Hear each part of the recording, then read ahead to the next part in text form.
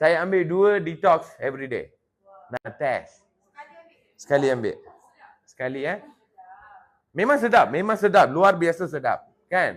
So biasanya kalau kita ambil produk detox di luar, kamu pasti tercirit-birit. Biasa macam tu kan? Kita punya produk langsung tak ada isu tu. You akan rasa kelegaan yang paling maksimum. Sebab apa? You duduk saja dia keluar sendiri. Tak payah teran. Betul. You tak buang masa tau. You bangun tidur saja, you minum AP yang terus you akan pergi ke tandas. Kan? You duduk saja. Pintu buka sendiri.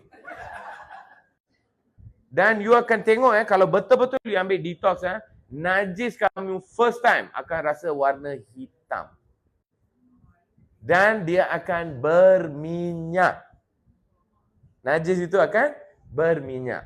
So apa Slim Tox buat? Satu, dia melawaskan penghadaman kita.